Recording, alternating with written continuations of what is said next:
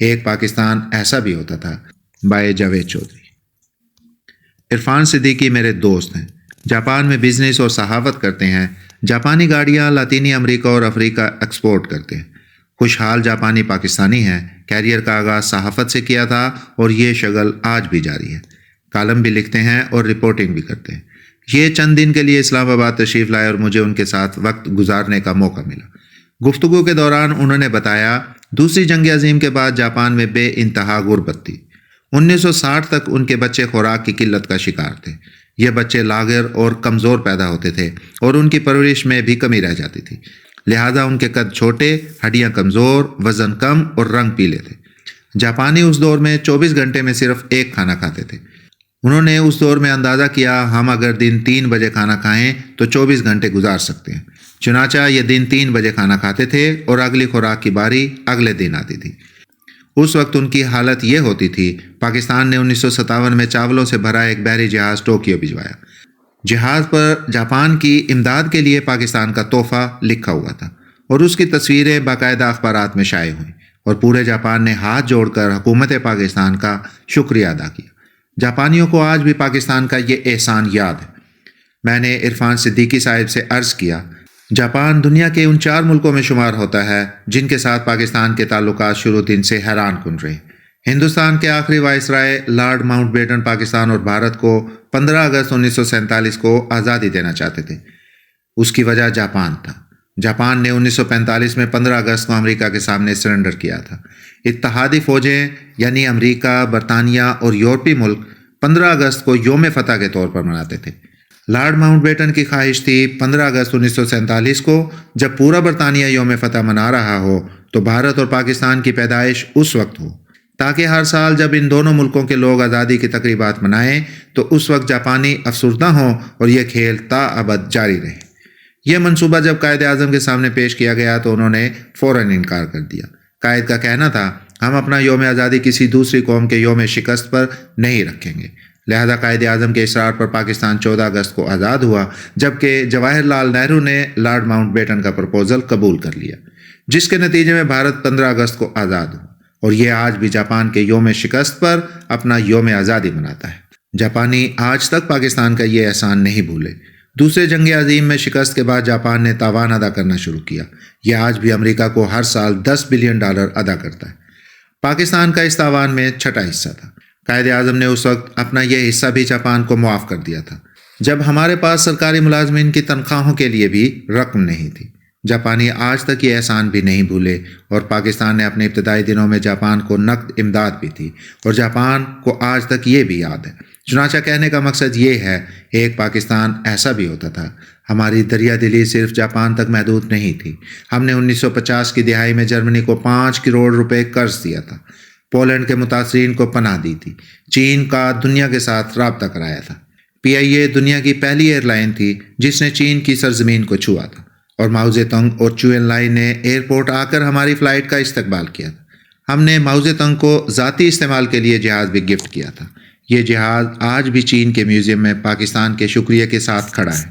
ہم نے اپنے ترک بھائیوں کی قیام پاکستان سے پہلے بھی مدد کی تھی اور قیام پاکستان کے بعد بھی۔ ترکی کے زیادہ تر عمرا، فوجی افسروں اور سیاستدانوں کے بچے پاکستان میں تعلیم حاصل کرتے تھے۔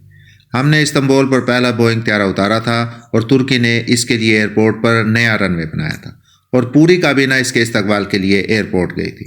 ہم نے موراکو، تیونس اور الجزائر کی آزادی میں بھی مرکزی کردار ادا کیا۔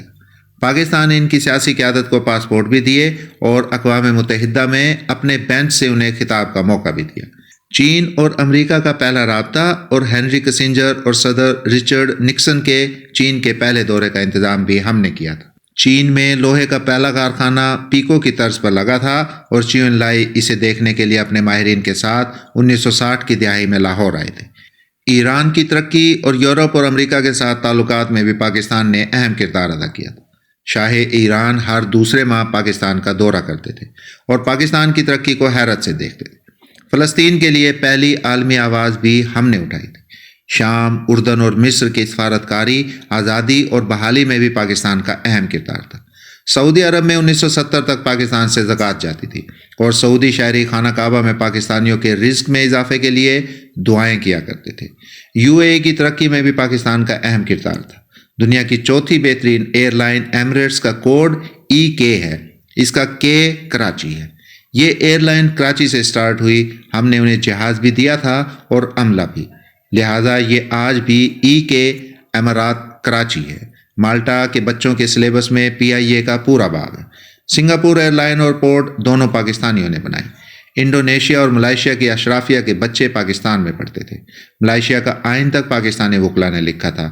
جنوبی کوریا کی گروتھ میں محبوب الحق کا 5 سالہ منصوبے کا اہم کردار تھا۔ بھارت 1990 کی دہائی میں پاکستان سے بجلی خریدتا رہا اور منموہن سنگھ نے شائننگ انڈیا کا پورا منصوبہ پاکستان سے لیا تھا۔ دنیا کی 3 بڑی انجینئرنگ فرمز نے 1960 کی دہائی میں کنسورشیم بنا کر منگلا ڈیم کی بڈ کی تھی اور ہارورڈ یونیورسٹی کی انجینئرنگ کلاس کے طالب علم جہاز بھر کر مطالعے اور مشاہدے کے لیے منگلا آتے تھے اور اس منصوبے کو حیرت سے دیکھتے تھے۔ مسلم دنیا کے 27 ملکوں کے فوجی افسر پاکستانی اکیڈمیوں میں ٹرینڈ ہوئے اور بعد ازاں اپنے اپنے ملک میں آرمی چیف بنے۔ UAE کے فرمانروا زید بن سلطان النہیان 1970 کی دہائی تک پاکستان کے دورے پر آتے تھے تو ان کا استقبال کمشنر راولپنڈی کیا کرتا تھا۔ ہمارے وزیر بھی ایئرپورٹ نہیں جاتے تھے اور سب سے بڑھ کر 1961 میں جب ایوب خان امریکہ کے دورے پر گئے تھے تو پوری امریکی کابینہ نے صدر جان F کینیڈی سمیت ایئرپورٹ پر ان کا استقبال کیا اور صدر ایوب خان ایئرپورٹ سے وائٹ ہاؤس کھلی گاڑی میں گئے اور سڑک کی دونوں سائڈ پر امریکی عوام پھول لے کر کھڑے تھے اور پاکستان زندہ باد اور ویلکم ویلکم کے نعرے لگا رہے تھے۔ پاکستان نے ایک دور ایسا بھی دیکھا جب دنیا حیرت سے اس کی طرف دیکھتی تھی اور یہ جرمنی اور جاپان جیسے ملکوں کو قرضے اور امداد دیتا تھا، لیکن پھر اس ملک پر ایک ایسا دور آیا جس میں ہم $1 ارب کے لیے دنیا کے دروازے پر بھکاری بن کر بیٹھے ہیں اور دنیا ہمیں غرور اور نفرت سے دیکھ رہی ہے۔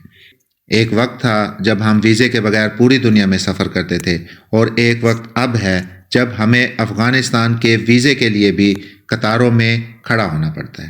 ایسا کیوں ہوا؟ ہم نے کبھی سوچا؟ ہمیں ماننا پڑے گا ہم نے بڑی محنت اور جد و جہد سے اس ملک کو برباد کیا ہے۔ ہم نے اس کی عزت اور وقار کو ایڑی چوٹی کا زور لگا کر مٹی میں ملایا، مگر سوال پھر وہی ہے کہ کیا ہمارے پاس واپسی کی کوئی گنجائش ہے؟ جی ہاں، ابھی وقت ہاتھ سے نہیں نکلا۔ ہم تاحال ایک قوم ہیں اور ہمارا جغرافیہ بھی بحال ہے، لہٰذا ہم اگر آج بھی نیند سے جاگ اٹھیں، ہم اپنے حال پر رحم کریں تو ہم 10-20 برسوں میں دوبارہ اس لیول پر آ سکتے ہیں جس پر ہم دوسرے ملکوں کو امداد اور قرضہ دیں، لیکن اس کے لیے ہمیں چند بڑے فیصلے کرنا ہوں گے۔ وہ فیصلے کیا ہیں؟ ہمیں سب سے پہلے سیاسی انجینئرنگ بند کرنا ہوگی۔ ملک میں 5 سال بعد الیکشن ہوں اور یہ فری اینڈ فیئر ہوں۔ اسٹیبلشمنٹ الیکشن مینیج نہ کرے، کسی عہدیدار کو سویلین ہو یا ملٹری ایکسٹینشن نہ دی جائے، کوئی بھی سیاستدان 2 یا حد 3 سے زیادہ مدت تک وزیر اعظم نہ رہ سکے، ملک کو بزنس فرینڈلی بنایا جائے، کوئی بھی شہری یا غیر ملکی ملک میں کمپنی کھول سکے اور کاروبار کر سکے اور حکومت اسے 5 سال تک ٹیکس کی رعایت دے۔ ہم فوری طور پر آبادی کنٹرول کریں اور 30 سال کی عمر تک تمام لوگوں کو ہنرمند بھی بنائیں۔ ملک میں کوئی شخص بے ہنر اور بے روزگار نہ ہو، کام کو لازم قرار دے دیا جائے اور جو شخص کام نہ کرے پولیس اسے گرفتار کرے اور اپنی نگرانی میں اسے کام پر چھوڑ کر آئے اور اس کی آدھی تنخواہ بحق کے سرکار ضبط کر لی جائے۔ اور آخری مشورہ، ملک کے تمام اسٹیک ہولڈرز ایک ہی بار بیٹھ کر اگلے 20 سال کا قومی منصوبہ تیار کر لیں اور پھر کوئی شخص اسے چھیڑنے کی جسارت نہ کرے اور جو کرے اسے قرار واقعی سزا دی جائے۔ آپ یقین کریں ہم ان چند اقدامات سے ایک بار پھر عزت اور آبرو کی شاہراہ پر آ سکتے ہیں، ورنہ ہم اسی طرح بھیک مانگ مانگ کر ختم ہو جائیں گے اور تاریخ کے اوراق میں ہمارا ذکر تک نہیں ہوگا۔